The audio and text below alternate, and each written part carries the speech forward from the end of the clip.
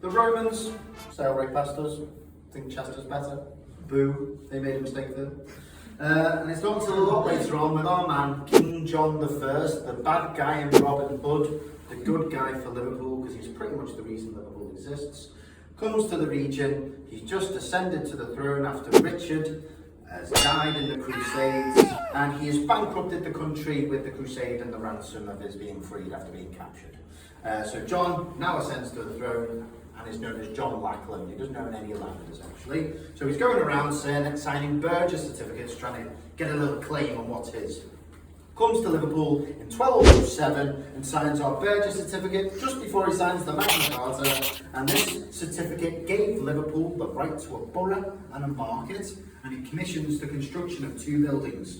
One, Our Lady St. Nicholas's Church, which is still there today, but it's not the original stone anymore, unfortunately, but it's still there.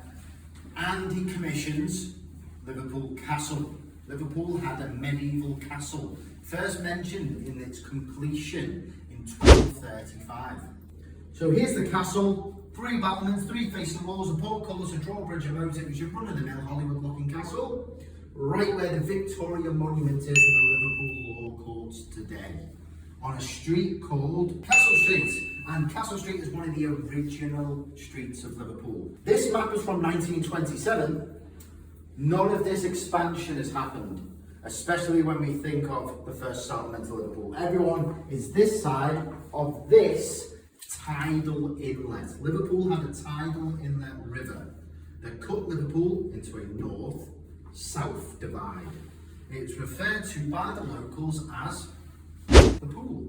It was tidal, which means high tide, water would catch from the River Mersey into this tidal inlet. Low tide, all right back out again, left with a big muddy creek that would have gone through the side of town. It went near enough a mile into Liverpool, so up to where St. George's Hall is today. Imagine a ship going past you on the way. That's how far in it went. Our man Thomas Ayres comes to Liverpool and he surveys the area. It's already been surveyed by a man called George Sorogold. He decides, George Sorogold, to build it here. Thomas Ayres goes, nah, I want to do it in hard mode. I'm going to build it in the tidal inlet river. How do you get to that point?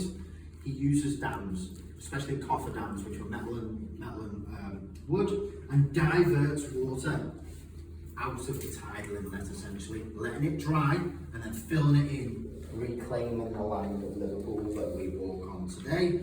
So that's down to our man Thomas Ayres, creating a quayside and then starting the mammoth task of a 3.5 acre wet dock. It was 211 yards in length, 95 yards in width, or how we measure things in Liverpool, 2 football pitches back to back, and a football pitch in width. Said to be able to hold 100 ships, 83 of the most they ever could cram in there, though. They have to say 100, sounds better in the papers. So our man Thomas Ayres constructs it within 6 years. Multiple other chambers underground, 87% of the dock is excavated back in the early 2000s by Oxford Archaeology North, and they're funded by Grosvenor Estates, the Duke of Westminster Gerald. When he's alive, pays for the full excavation and this beautiful new shopping centre.